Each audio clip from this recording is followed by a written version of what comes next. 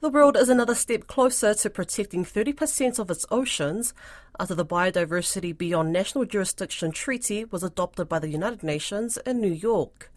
The agreement, more commonly known as the High Seas Treaty, gained large support from the Pacific. Caleb Fotheringham has more. Pacific Islands Forum Secretary-General Henry Puna was one of the people who celebrated the adoption of the treaty, saying it recognises the special connection people in the region have with the ocean.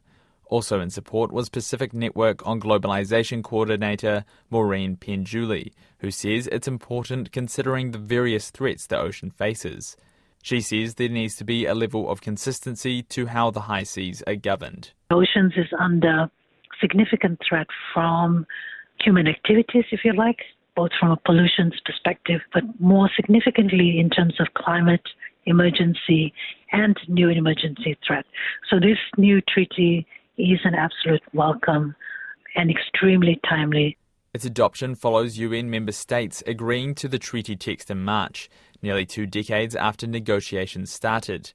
The agreement has created the framework to protect 30% of the world's oceans by 2030, a goal made in December by the UN Convention of Biological Diversity.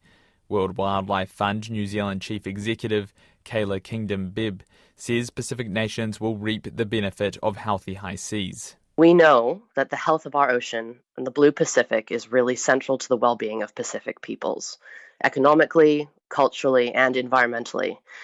And marine species like whales, sharks, turtles, and tuna range freely between our national waters and the high seas. The agreement will be open for signatures from the 20th of September and will come into force after being ratified by 60 states. However, Kayla Kingdom-Bibb says there's a lot of work to do to reach the 30 by 30 goal, with only 1% of the high seas currently protected. Once the adoption process is finished and the individual countries ratify, we can get on to set about proceeding down the pathway that's been set out in the treaty to create marine protected areas in international waters. Pacific Network on Globalisation's Maureen Penjuli hopes the treaty will come into force next year.